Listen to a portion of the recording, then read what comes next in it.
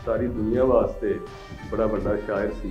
मेरे वास्ते पूरी दुनिया ही तजम्मुल करीम सी। इस तो बड़ा सदमा मेरे वास्ते कोई नहीं, इस तो बड़ा खला मेरे वास्ते कोई नहीं। सावे सुक जाते हैं, दिल जद लगता है, सुख आपे मुक जाते, सावे सुख।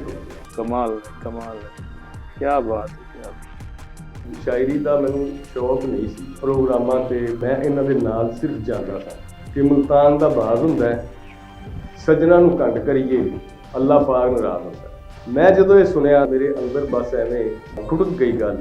उन्हां गुस्से नाल मैनू किहा भी तैनू एडा शौक है ना, तू करके वेख लै। मैनू ये गल जिहड़ी सी उस वक्त बहुत बुरी लगी सी। और जदों मैं उन्होंने माहिए सुनाए, उन्हां फिर मैनू जिहड़ा ना थापड़ी दित्ती।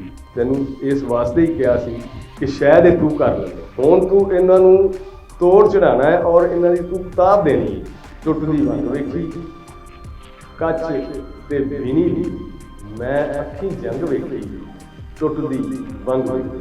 क्या बात है, बहुत खूब। तजम्मल साहब हर किस्म का मिजाज रखते सन। स्टार तो तजम्मल साहब बहुत ज़्यादा गुस्से वाले सन। जिहो जिहा बंदा हुंदा सी उहो जिहा वरत लैंदे सन। तो रेता दे कोल करके गड्डी आई साडी ते तजम्मल साहब मैनूं कहंदे कि ओए बाबू, कि उन्ने चिर नूं साडी मोटरसाइकिल जिहड़ी सी ਉਹ ਘੱਟੇ 'ਚ ਵੜ ਚੁੱਕੀ ਸੀ। ਅਸੀਂ ਥੱਲੇ ਡਿੱਗ ਪਏ ਵੀ ਉਸੇ ਘੱਟੇ 'ਚ ਇਹ ਡਿੱਗਿਆ ਸੀ ਤੇ ਉਸੇ ਘੱਟੇ 'ਚ ਹੀ ਮੈਂ ਡਿੱਗਿਆ ਸਾਂ। ਪਰ ਅਸੀਂ ਖੈਰ ਦੋਵੇਂ ਹੀ ਹੱਸੇ। ਅੱਖ ਦੀ ਬਾਰੀ 'ਚ ਸੱਜਣ ਛੱਡ ਦਿੱਤੇ, ਦੋ ਨਾਗ ਪਟਾਰੀ 'ਚੋਂ ਅੱਖ ਦੀ ਬਾਰੀ।